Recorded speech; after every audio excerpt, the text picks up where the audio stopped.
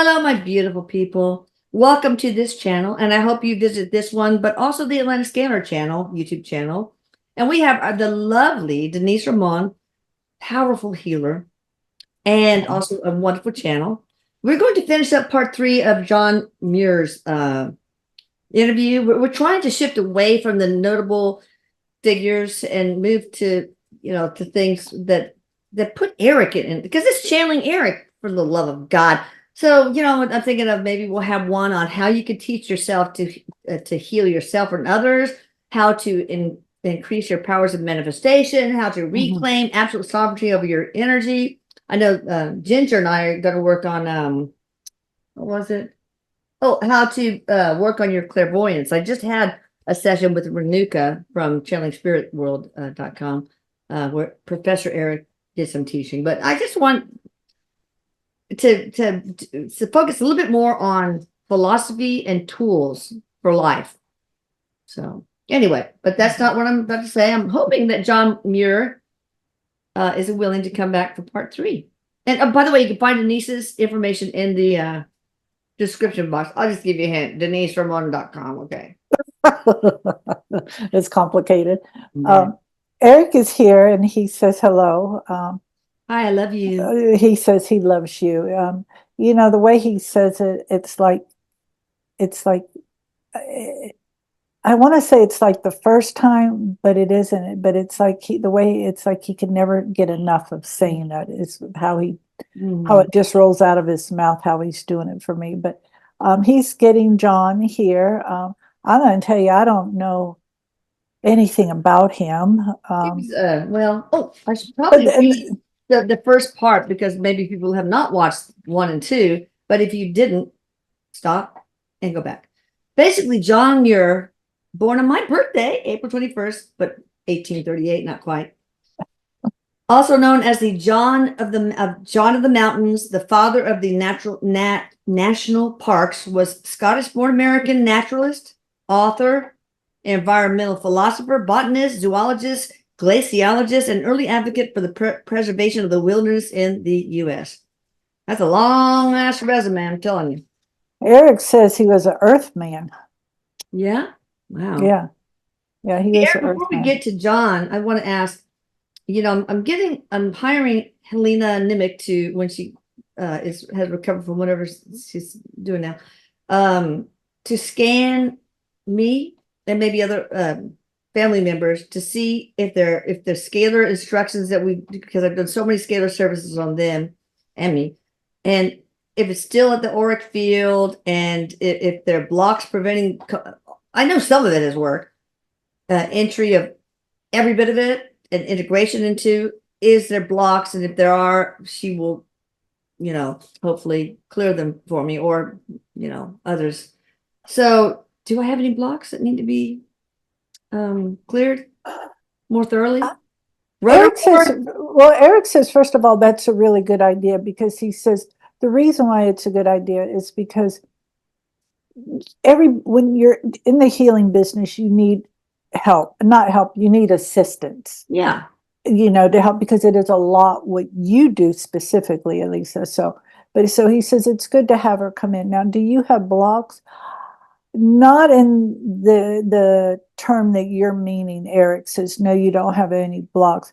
But he says, maybe just need somebody to help massage, move some things and shift some things around and stuff like that. And he says, we all need that from time to time. I just want to be the best I can be at delivering services along with the divine team. If there's anything that someone else can do to make me better at it. He says this isn't to make you better at it. He says, and I feel like he said this before, because I feel like I'm repeating it. He says, your heart is in this. Not one little piece of your heart is left out. Yeah. Your whole heart is in this. So he says you can't get better at that. But what is good for you is like get some massage, and like how Helena does it, is I want to say it clears up any thoughts you have, maybe you're not as good as you were 6 months ago or a year ago and stuff like that is what he's saying. That's interesting. So, but I also want to try it out because this is a great option for the I mean, there's like 4 to 8% that don't get adequate results. And it's almost always thought forms, subconscious or conscious. Yes, I'm good yes. enough to, I don't feel like I'm worthy of getting better, or this is too good to be true. Those kind of thought forms. And so I just want to try it out to see, because for $50, she'll scan and complete removal. And all of a sudden, she did this recently on a client. She saw the scalar instructions just flow into that person's energetic body. And that person said, oh my God, I got the first full night's sleep and I don't know how long. So it would be a great option, because I don't want people to spend all that money and then not have results. That's horrible.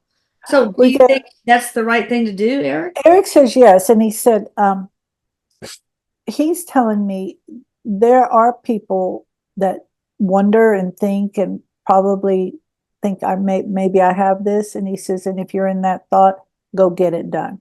Yeah. Because to spend that $50 to get that cleared out and everything. Because if you're having the thought, then there's something in there that knows that you have a thought process or whatever it is that's going to try to block it from happening. Thought creates reality. It's all physics. And so the thoughts of the instructions I send versus your thoughts or a person's thoughts.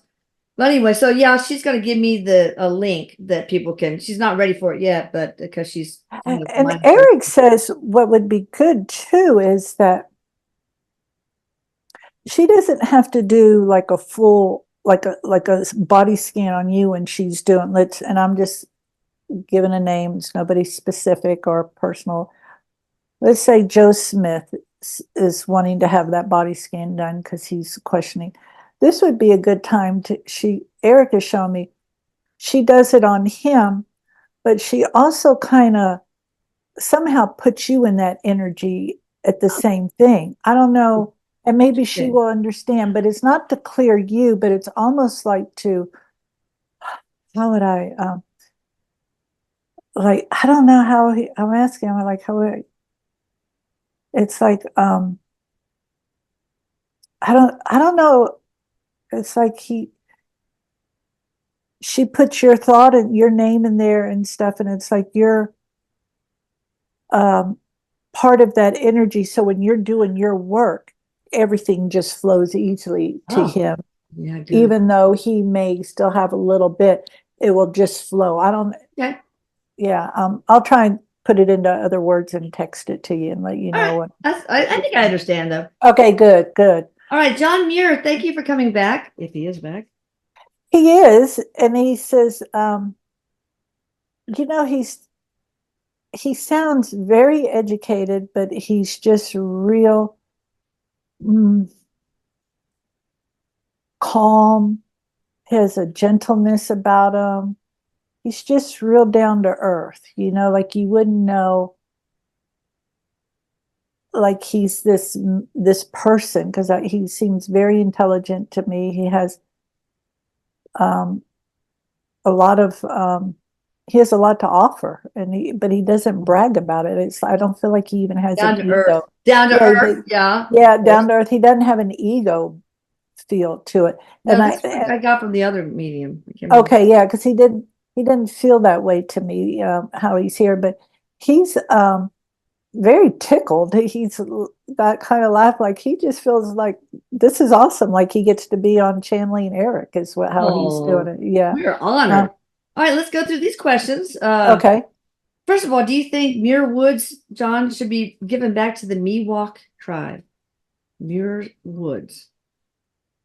Well, and he's telling me I've been to those woods because they must be in California or something. I don't know.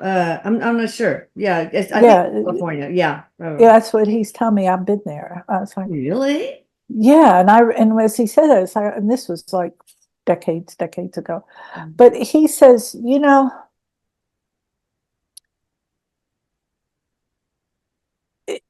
he said, it doesn't have to go back to anybody because it really doesn't belong. It belongs to Gaia. Right. it doesn't belong to anyone. He says, but what could be done, he says, to help, if we or whoever it is that has it, doesn't have, I don't know, like give some recognition and honor to that tribe, that they have respect for the land and they have a lot to offer the land. Yeah. But it's almost like the way he says, like, share it. He says, share it. Yeah. Share it with them. Okay. I like that. All right. My ancestor, this person, was a prolific logger in the Pacific Northwest, and he destroyed 2,000-year-old Joshua trees in Santa Cruz, California area. God, is there anything that can be done genetically or technologically to restore / cultivate the ancient trees of those regions? Oh my God. Oh, I'm going to look up Joshua tree real quick. he's telling me they're big. Okay. They're very big, and they're known for their longevity, is, you know, their age or whatever. So is there anything that they can do? So he tells me that when stuff like that happens, which it still goes on, maybe not to the Joshua tree, but a lot of other trees, he says the wisdom, Yeah. the energy. I recognize it. Yeah. Okay. Oh, wow. Oh. Yeah, that looks really cool. Okay.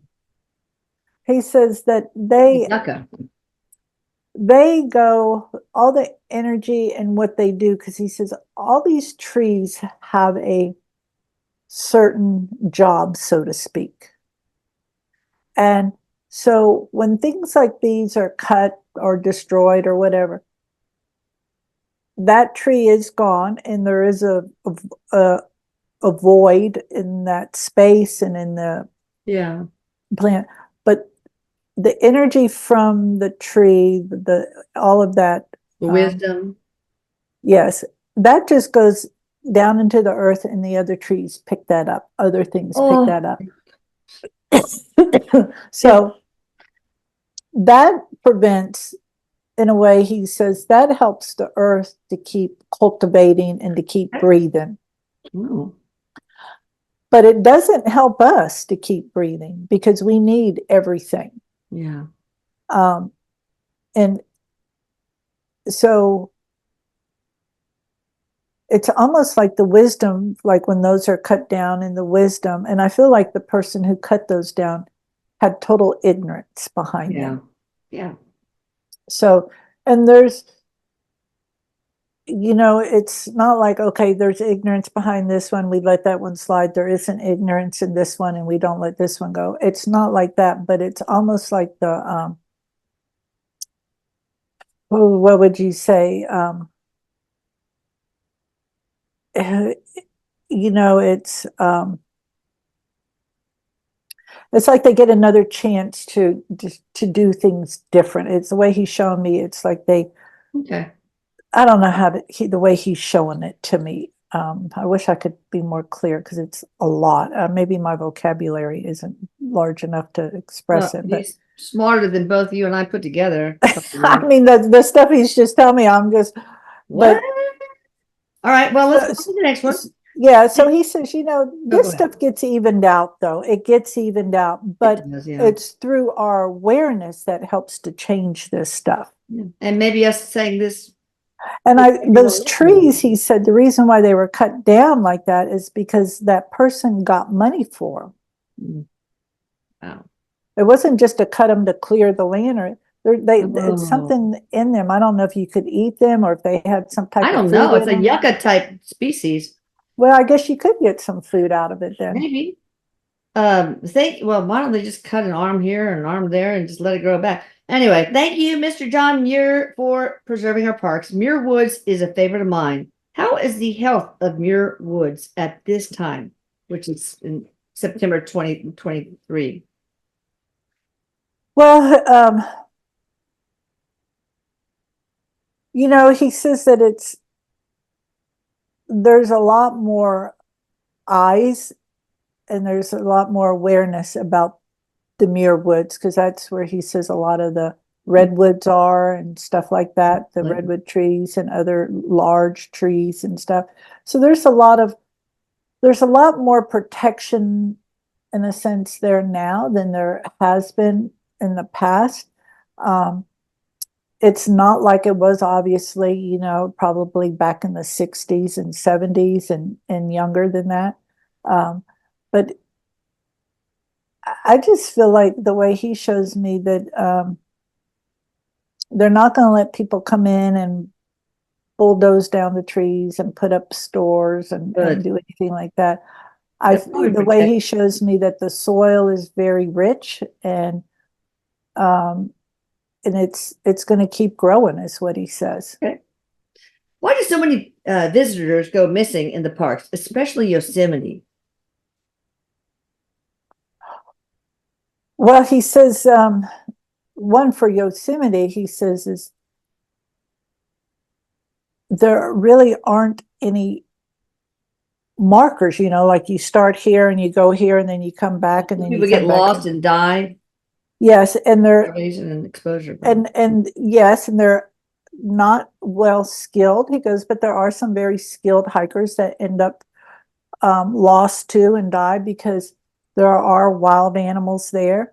And he says a lot of people don't realize how far they're traveling and then having to come back. And he says, and sometimes it might be easier to go to point A to point B, but coming back is a different story. Yeah, that's true. Yeah, so Even retracing your own steps could be more difficult. well, he says things look the same.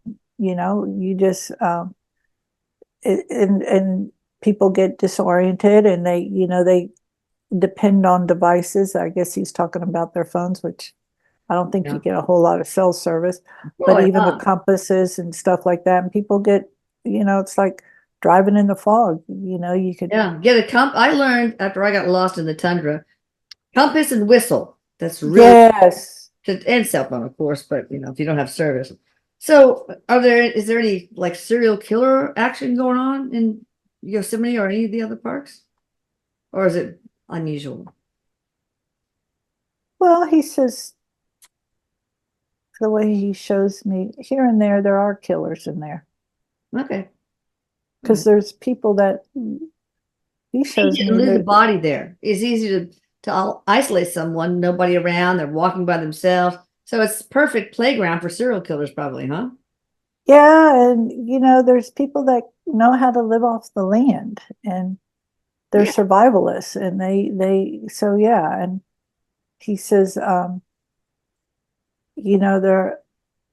are people who are real sick and do that. And it's also easy to lose somebody in there and not be seen for a long time.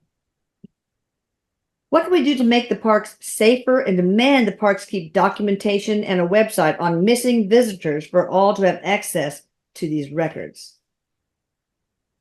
I guess just suggest it. Maybe.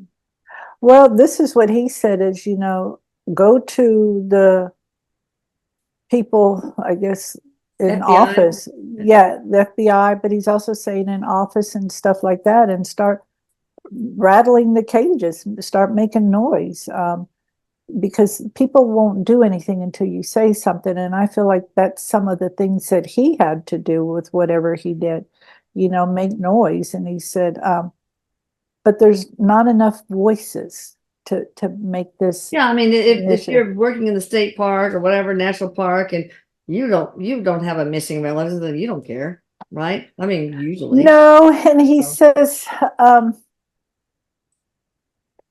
they care, but I know, but not enough to make a big deal out of it. Well, yeah, because Erik is telling me those people can only do so much. And so Yeah. does John say they can only do so much. So that's why we have to do something if we know something to bring something up and do something. Yeah, help that person escalate to the higher ups, maybe. Yeah, to see, like, and of course you start with the police and then the FBI and then go, For just, petitions, petitioning for yes, that kind of documentation and website information. Yeah. Okay. yeah, and yeah, All right. very good. He says, very good. Mhm. Nostradamus, channeled by the late past life hypnotherapist Dolores Cannon, predicted climate change in the future will see most of the earth covered in water and the US, Canada, and Europe far smaller in size. Is this true? He says yes, because it's already shrinking, it's already shrinking, and yes, but we're not talking in our lifetimes. It will be a while.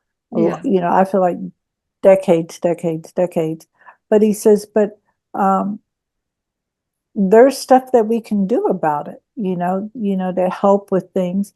But it's not like he's telling me, and he's joking, because I have heard stories where California's going to Drop off fall. the face of the, I don't know, drop off of the US. Yeah. And he says it's not going to just, okay, one day it's there and one day it's gone. That isn't going to happen like that. Yeah. I mean, I personally think that it's not all man-made. I think that if you look through millions of years, there's changes in the orbit shape of the Earth. There's changes in the tilt of the axis. There's lots of contributing factors to the ebbs and flows of our climate. Is it, you believe in that too? He says definitely, and he says you're correct. It's not just what we are doing, but it's as we evolve, the planet's evolving. Yeah. Oh, And so, so yes, but there are things that we can do to preserve what it is we have. like you did, John. Yes. Yeah. Is climate change man-made for a way to control people, and will we in the future be limited to travel, food, etc.? So, do you think man has created climate change? I can't imagine why people think that man is so powerful, more powerful than Gaia. But that they can have such a significant change. Well, this is what he's telling me.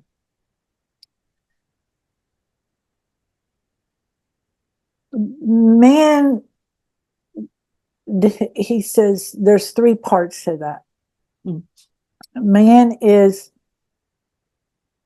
making that up about climate change to a degree, but the only reason why they're making that up is because they're feeding off the coattails of what's really happening with the global warming and the changes and stuff like that. So they're coming in from another direction to, like, from a fear-based thing, instead of going and bringing solutions to what's happening. They're coming in from a fear base, and it is to kind of control. And he says, Fear can control a lot easier than love, unfortunately. well, it can for a lot of us. And he says, if we would stop doing some things, that right there. But we don't want to give up things that causes the global warming and the changes and the shifts. So the way he shows me, it's like, so that the man or whatever, the humans who are taking advantage of that, they're using this opportunity to shrink what we have, so that we think we don't have hardly anything. So then we get into that there's not enough, or in trouble, and that creates that That whole fear. scarcity illusion. Yes. Yeah. Right. It's no fun. Yeah. No. Scarcity is an illusion, people. Abundance is infinite. 100%, he says, which it is. Yeah.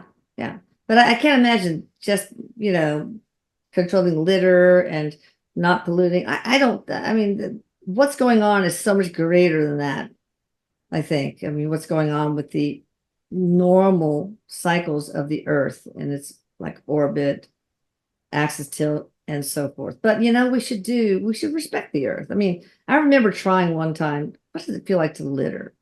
And I just dropped a gum wrapper and I said, oh no, I can't do it. I can't. Oh my God, no.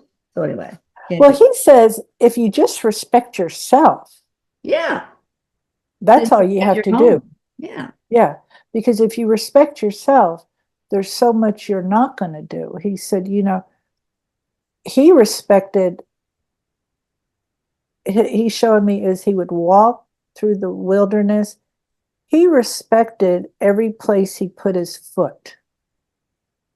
So he respected so he wasn't going to put things down that he didn't want to put his foot on.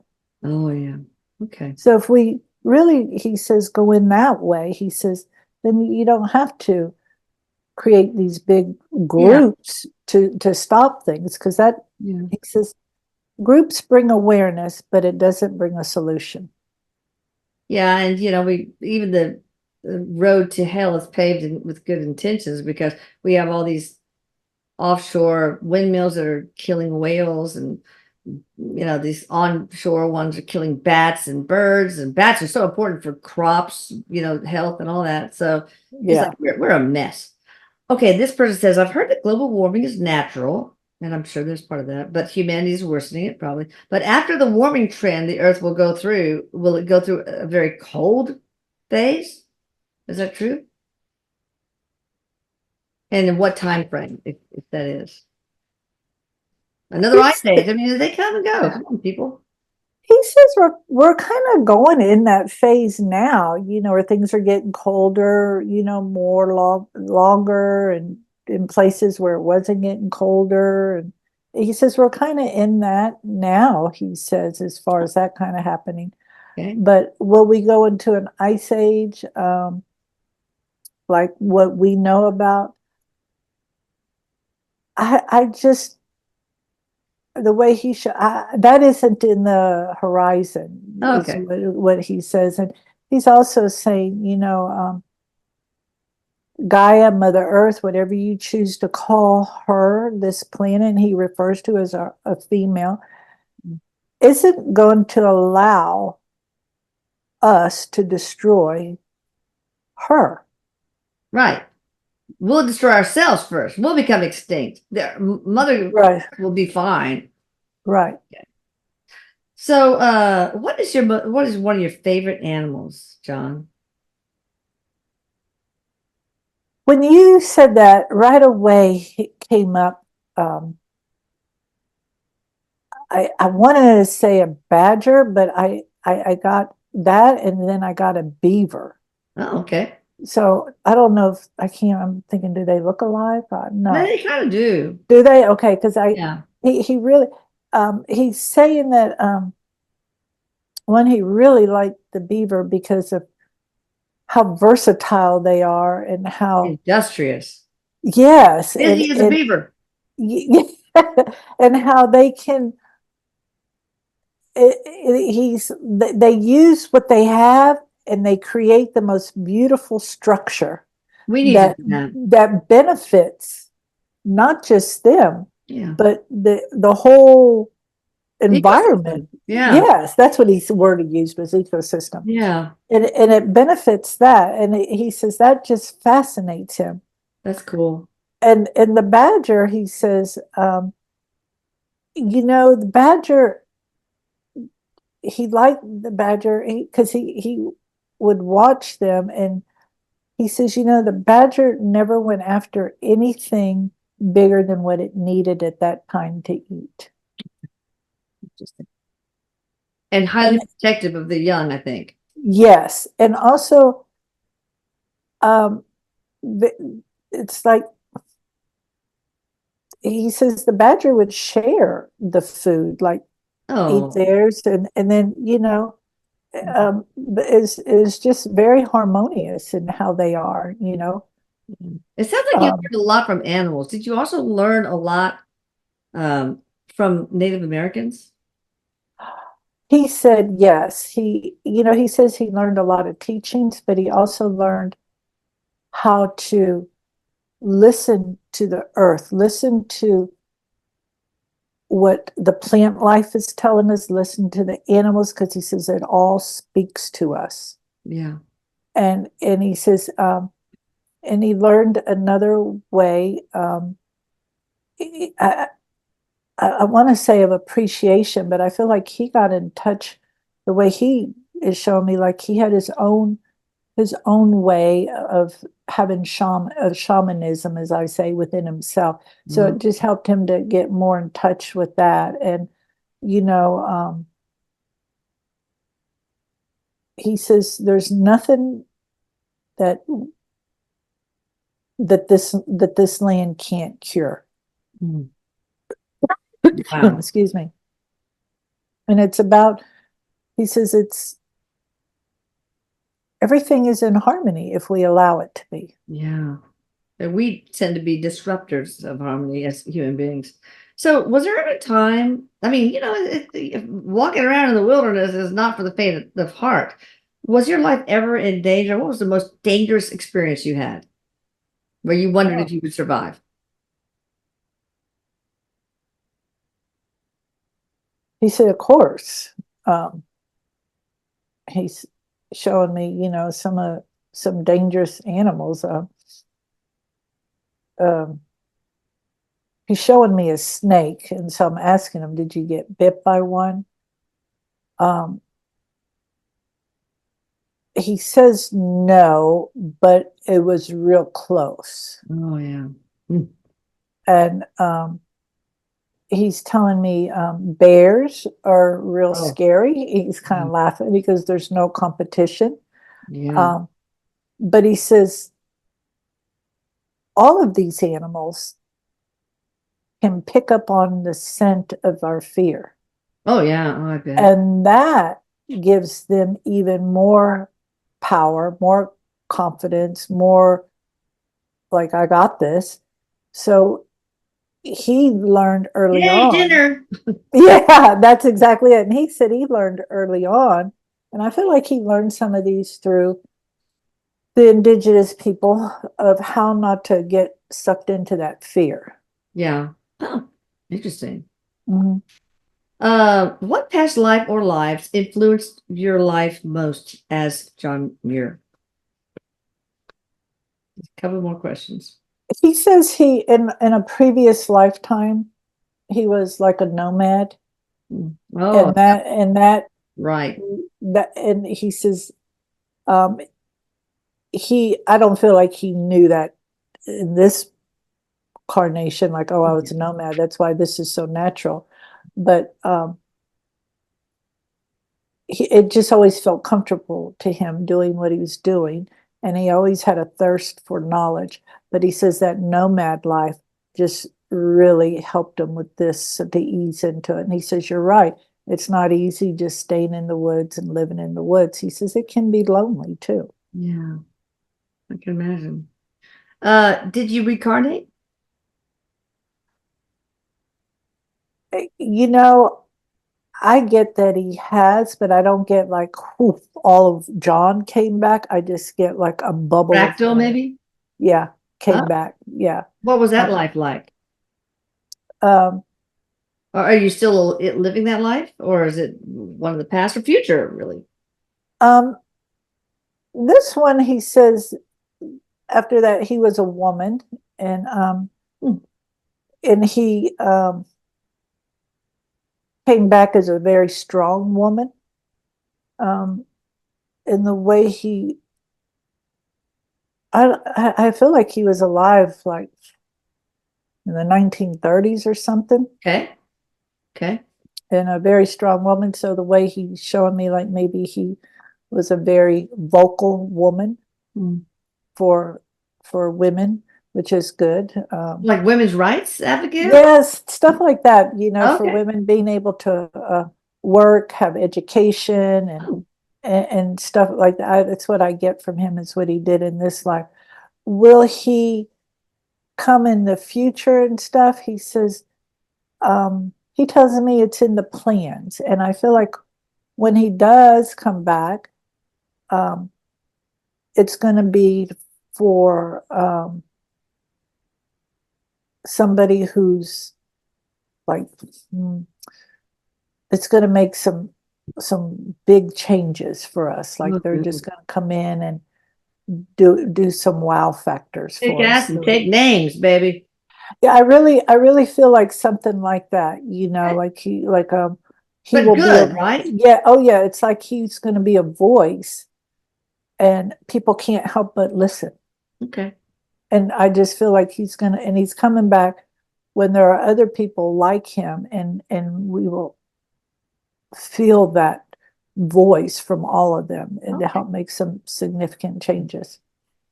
Do you have some sort of occupation in the spirit world now? What do you do? He said, oh, yes, definitely. He definitely is working. He's has a lot to do with math, because the way he's showing me how he's working with the energies and helping the people here, but he's working with the energies in the air. The way Erik is showing me is helping to line everything up. So when the stars and the planets and all of that when we need that surge of information to help us shift, he's helping to like bring that in so it gets into the right thoughts, the right avenues and stuff like that. Yeah. How long will it be before we really learn to love and respect and share this planet with others, Native Americans and otherwise?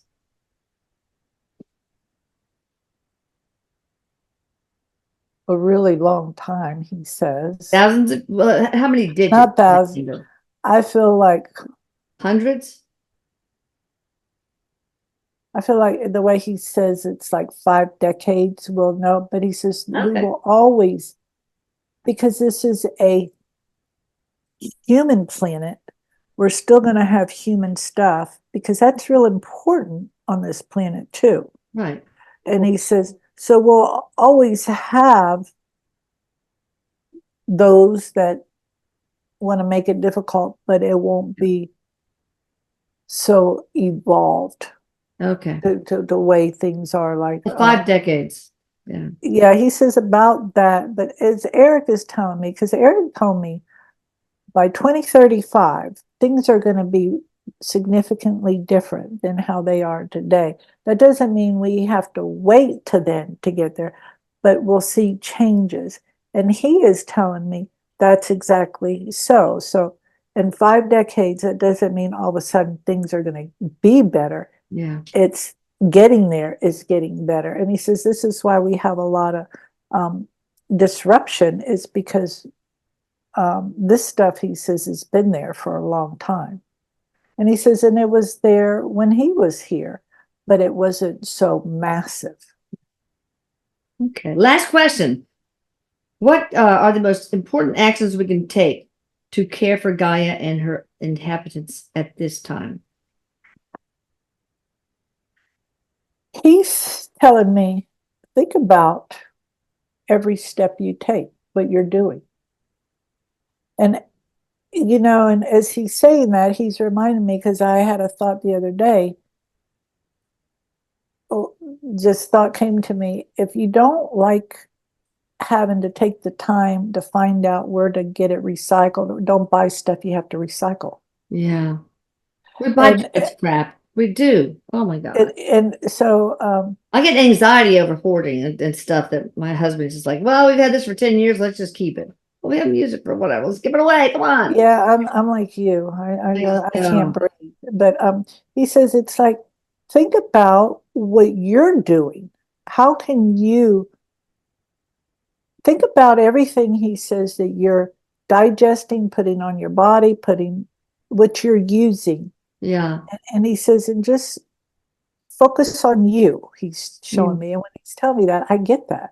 Because you start cutting down on things. trees. Yeah, absolutely. And he says, and he laughs. He says, "Go hug a tree." He says, "You wouldn't I've done believe." that before. It's lovely. He says, "You wouldn't believe what it does." Oh my And God, the power, yes, love. one of our neighbors, because we have, it's not a new subdivision anymore, but they planted you 2 trees in each front yard. It's like 20 years old, the neighborhood now. But anyway, they planted the trees too close in some of the yards if they got Oh little yeah. postage stamps. So one of the neighbors had his tree cut down so that it wouldn't disrupt the what do you call it, the driveway, and give the other Yeah. tree room to grow. Yeah. The next day, he had somebody come in there and do the root grinder and to get it out and kill it. I swear to you, I heard the tree screaming. Oh, I heard it screaming and crying, and I was like, "Oh my God!" And he wanted me to tell you this story. That's why I'm telling it. But it's true. He says, "Go hug a tree. yeah. They're living beings, and they're here for you. Take your pain to the tree, take your joy to the tree." Because he's showing me underneath all of that is like a city of all these Oh yeah. brilliant lights of Yeah. just things there for us. So yeah, you should also watch. It's on YouTube. It's old from the 70s. The Secret Life of Plants. I think it's called Secret Life of Plants, and it shows all the experiments and stuff they've done to prove that they do have emotions. They have feelings. They can communicate with each other. Mhm. It's just amazing. Secret Life of Plants. Yeah, I think that's it. Anyway, anything else you would like to say, John or Erik? Do you want to say anything before we close? Um, he says no. He wants to thank you for putting a voice to him. He feels very honored, and Oh, my honor. Oh my gosh. he really thanks you for that. He loves what you do. Um, and Eric's sitting next to him, and I feel like they're going to go off and smoke a cigar and have a drink together or something, the way they. Oh, But he, but Erik is just, he loves this, bringing this kind of stuff because he yeah. says people want to hear this, um, and he just says, "I love you." I love you too. All right, everybody, check out Denise at deniseramon.com and be sure you go back and watch parts 1 and 2 of John Muir. Been an honor, John. And yeah, go Gaia. Y'all Yes, hit the notification button so you don't miss anything. And please subscribe to both channels, channeling Erik and Atlanta Scalar. Love you. yes. Bye. Love you. Take care. You Bye. too.